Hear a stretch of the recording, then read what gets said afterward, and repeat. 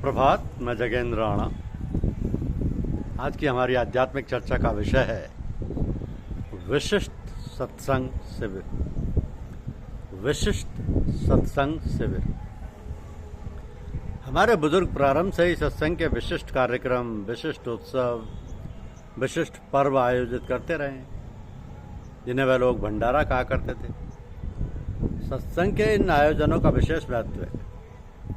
परम पूज्य परम संत समर्थ सदगुरु महात्मा रामचंद्र जी महाराज ने सर्वप्रथम फतेहगढ़ उत्तर प्रदेश में भंडारे का आयोजन सन 1925 में प्रारंभ किया था, जिसकी सारी व्यवस्था उनके एकमात्र सुपुत्र महात्मा जगमोहन नारायण जी संभाला करते थे। तो प्राय ज़्यादातर सत्संगी भाई उस समय सर्विस वाले थे, इसलिए भंडारे का कार्यक्रम छुट्टियों में आयोजित किया जाता था। मौसम की समता को देखते हुए ऐसे ईस्टर गुड यानी गुड फ्राइडे की छुट्टियों में मनाया जाता था, जो आज भी 90 वर्षों से सतत होता आ रहा है और यह हमारे सत्संग का सबसे प्राचीन भंडारा है। 90 क्या, ये 100वां वर्ष चल रहा। देखिए, तो प्रारंभ में भंडारों में सिर्फ ईश्वर प्रार्थना या गुरु वंदना से इसे प्रारंभ किया जाता था। उसके बाद ही ध्यान की प्रक्रिया प्रारंभ हो जाती थी। 1 घंटे के ध्यान के उपरांत प्रसाद चढ़ाया जाता था। प्रसाद बंटने के बाद थोड़ी देर में सत्संग का प्रवचन कार्यक्रम प्रारंभ हो जाता था। दोपहर के भोजन विश्राम के बाद 4 से 6 बजे तक पुनः सत्संग सभा प्रारंभ होती थी। सायंकाल की पूजा संध्या के समय 6:30 बजे या 7 बजे प्रारंभ होती थी और 8:30-9 के मध्य से विराम दिया जाता था, और उसके बाद रात्रि भोजन तथा विश्राम होता था। उस समय भंडारे में शांति पाठ नहीं होता था। बाद में महात्मा जगमोहन नारायण जी ने इसे महात्मा रामचंद्र जी महाराज यानी अपने पूज्य पिताजी की अनुमति लेकर 1928 से इसे प्रारंभ कराया, जो आज भी उसी तरह कमलगट्टे के दानों या इमली के बीज या माला के द्वारा किया जाता है, जिसमें बुजुर्गों को श्रद्धांजलि अर्पित की जाती है। इसके बाद प्रसाद चढ़ाया जाता है। तो हम लोगों के सत्संग के भंडारे अन्य महात्मा आश्रमों मंदिरों में होने वाले भंडारों की तरह नहीं, जहाँ भंडारे का मतलब सिर्फ भोजन से होता है, वैसा यहाँ नहीं है। यहाँ भंडारे का मतलब आध्यात्म का भंडारा, पूजा का भंडारा, मालिक की याद का भंडारा, जहाँ केवल ध्यान, पूजा, प्रार्थना, मालिक की याद की जाती है। भोजन तो सिर्फ भूख मिटाने को है, इससे अधिक भोजन का यहाँ कोई महत्व नहीं। भाई लोग जब एकत्रित हुए हैं तो उन्हें भोजन तो कराना ही पड़ेगा। यहाँ तो पूजा का अनंत भंडार खोल दिया जाता है। ऊपर के लोगों के संतजन आत्मधार की वृष्टि करते हैं, जिससे भक्ति में शांत वातावरण बन जाता है और पूजा में खूब मन लगता है। तो साधकों की शंकाओं का समाधान किया जाता है। इस अवसर पर उपस्थित साधकों की साधना में विशेष तरक्की होती है। परम पूज्य गुरुदेव साहब जी महाराज ने अपनी पुस्तक निराला संत में बुजुर्गों की देन शीर्षक से भंडारे के महत्व तथा विभिन्न बातों पर विस्तार से प्रकाश डाला है। पूज्यवर के इस लेख को ध्यानपूर्वक देखिए। परम पूज्य चरण ने भंडारे के महत्व को बताते हुए लिखा है कि भंडारे में सब काम काज छोड़कर अवश्य जाना चाहिए। सर्विस में है तो छुट्टी लेकर, धन के अभाव में कर्ज लेकर सत्संग के विशिष्ट कार्यक्रम में अवश्य जाना चाहिए। उस स्थान विशेष जहाँ भंडारा संपन्न किया जाता है का वातावरण अत्यधिक पवित्र हो जाता है, क्योंकि वहाँ पर सभी बुजुर्ग उपस्थित रहते हैं। ये तो सत्संग का महाकुंभ है, जिसमें प्रयाग की तरह तीर्थ सकल जहाँ चले आवई, तीर्थ सकल जहाँ चले आवई, माघ मकरगत रवि जब होई, तीर्थ पति आव सब कोई। इस तरह सत्संग के भंडारा कार्यक्रम में सभी संतजन वर्तमान और ब्रह्मलीन सभी की उपस्थिति होती है। बुजुर्ग भंडारे के आयोजन से विशेष प्रसन्न होते हैं और वे ऊपर के लोगों से अपनी विशेष कृपाधार ओढ़ लेते हैं, इसलिए सभी साधकों को विशिष्ट आनंद प्राप्त होता है।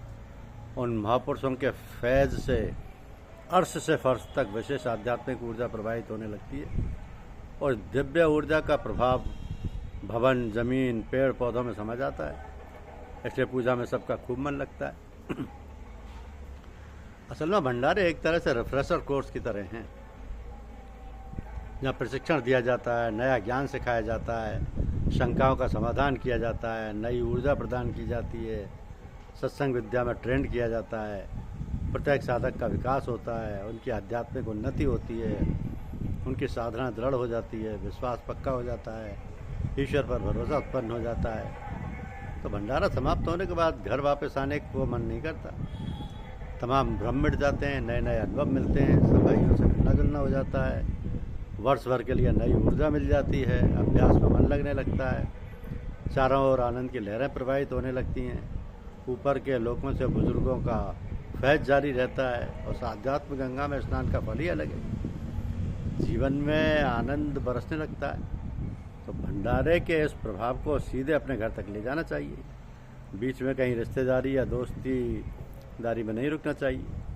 तो भैया भंडारे का बहुत महत्व है, इस अवसर को व्यर्थ नहीं गंवाना चाहिए। भंडारे में उपस्थित होने पर कोई ना कोई सेवा कार्य अवश्य ले लेना चाहिए। वहाँ टोपी लगाकर गुरु बनकर नहीं बैठना चाहिए, अपितु सेवक बनकर रहना चाहिए, जैसा कि पूज्य गुरुदेव 1928 से 1960 तक करते रहे। स्वयं भंडारे का खाना बनाना, स्वयं परोसना, झाड़ू लगाना, बर्तन साफ करना, रुकने की व्यवस्था करना, भंडारे की भोजन सामग्री एकत्रित करना आदि आदि सेवा कार्य स्वयं साहब महाराज, बाबूजी महाराज के भंडारे में संपादित करते थे। वर्तमान आचार्यों मठाधीशों को इससे सबक लेना चाहिए, जो आचार्य बनकर कन्याओं वृद्ध महिलाओं से तेल मालिश कराते हैं, पैर दबाते हैं, वृद्धजनों से सेवा लेते हैं। असल में सबके सब महागुरु सदगुरु बन गए, सब अपने को परम पूज्य का अवतार बताने लगे और उनकी नकल करने लगे। पूज्यवर की अदाओं में भक्तों को आशीर्वाद देने में, निकालने में गुरुओं को जरा भी संकोच नहीं होता है। वे भूल गए कि प्रेम का मार्ग है, सेवा का मार्ग है, गुरु कृपा आज्ञा पालन और आपा खोने का मार्ग है। ऐसे कपट मुनियों से गुरुदेव रक्षा करें, जो केवल शिष्य बनाने, सेवा लेने, पूजा सिखाने का दम्भ करते हैं। उन गुरुओं से भगवान हमें बचाए रखें। अब तो वर्तमान में जगह जगह भंडारों का आयोजन होने लगा है, जो बहुत अच्छी बात है, लेकिन पूज्यवर का कहना है कि यदि भंडारे में किसी बुजुर्ग की उपस्थिति नहीं होती तो वहाँ केवल खाना पीना मिलना जुलना मात्र होता है। वह विशेष सामूहिक सत्संग है, भंडारा नहीं। असल में भंडारे ऊपर के बुजुर्गों की अनुमति लेकर किए जाते हैं, उनसे प्रार्थना की जाती है, उन्हें भंडारे की तिथियाँ बताई जाती हैं, बस पर उन्हीं तारीखों में भंडारे का आयोजन किया जाता है। बुजुर्गों की उपस्थिति होती है, उनसे प्रार्थना की जाती है। भंडारे की समाप्ति पर उनको प्रेमपूर्वक विदा किया जाता है, जैसे कि रामकथा में श्री हनुमान जी महाराज का आह्वान किया जाता है और समाप्ति पर उनको विदा किया जाता है। इसी तरह अपने भंडारे में भी बुजुर्ग आह्वान पर उपस्थित होते हैं, वे अपना शुभ आशीर्वाद प्रदान करते हैं। हम लोग बुजुर्गों की याद में शांति पाठ करते हैं, जिससे वो सभी बुजुर्ग बदले में हमें पूजा में उन्नति एवं सुख समृद्धि का आशीर्वाद प्रदान करते हैं। तो भंडारा कराने का अधिकार सबको नहीं होता। पूज्यवर ने लिखा है कि भंडारा कराने का अधिकार उसी को होता है जिसकी वहाँ तक रसाई होती है। इसका तात्पर्य है कि वह समर्थ सदगुरु ही भंडारा कराने का अधिकारी है, जो परम तत्व में अपने गुरुदेव में निरंतर डूबे हुए हैं, जिन्हें अहंकार तो छू नहीं गया है। जो अंतर्दृष्टि प्राप्त महापुरुष हैं, वे ही भंडारा शुरू करा सकते हैं। उनकी प्रार्थना पर ही बुजुर्ग संत उपस्थित होते हैं और अपना आशीर्वाद प्रदान करते हैं। उनकी उपस्थिति का भान प्राय अधिकांश साधकों को होता है। तो भंडारे का आयोजन प्राय 3 दिनों का होता है, यद्यपि इसमें दिन की गणना का कोई खास महत्व नहीं है। लोगों को अपने घरेलू कार्यों में जीविका उपार्जन में व्यस्त रहने के कारण चूँकि वे अधिक समय नहीं निकाल सकते, इसलिए लोगों की ज़रूरतों को देखते हुए 2-3 दिन का भंडारा रखा जाता है। भंडारे में उपस्थित होकर वहाँ के नियम कानूनों का पालन करना चाहिए। पहले से सत्संग के कार्यक्रम पढ़ लेने चाहिए, जिससे आप समय पर तैयार होकर पूजा में पहुँच सकें। बाद में पहुँचने पर आपको पीछे ही बैठ जाना चाहिए, ताकि पूर्व में आए साधकों को आपसे कोई कष्ट ना हो। वहाँ गुरुदेव की याद में शांतिपूर्वक बैठना चाहिए। भोजन हेतु जैसी व्यवस्था की गई है उसका अनुसरण करना चाहिए। यदि आप भोजन परोस सकते हैं, भोजन व्यवस्था में किसी तरीके का योगदान कर सकते हैं, तो बहुत अच्छा सेवा कार्य है। अपने सत्संग में भंडारे का तात्पर्य भोजन से नहीं है, यह तो पूजा का भंडारा है। इसमें ऊर्जा का भंडार खोल दिया जाता है। यद्यपि भंडारे का आयोजन कोई भी कर सकता है, परंतु किसी महापुरुष की उपस्थिति बहुत आवश्यक है। तो भंडारों में बुजुर्गों की याद की जाती है, उनको श्रद्धांजलि दी जाती है। भंडारों में बुजुर्गों का आशीर्वाद प्राप्त होता है, उनकी कृपा धार मिलती है। इसलिए साधकों के कुछ कर्तव्य होते हैं कि उपस्थित हो, भंडारे में उपस्थित होना हर सत्संगी के लिए बहुत आवश्यक है। सेवा कार्य जैसे सफाई, भोजन खिलाना, व्यवस्था कार्य में अपना योगदान देना, भेंट अवश्य देना चाहिए, जिससे आपके धन की बरकत होती है।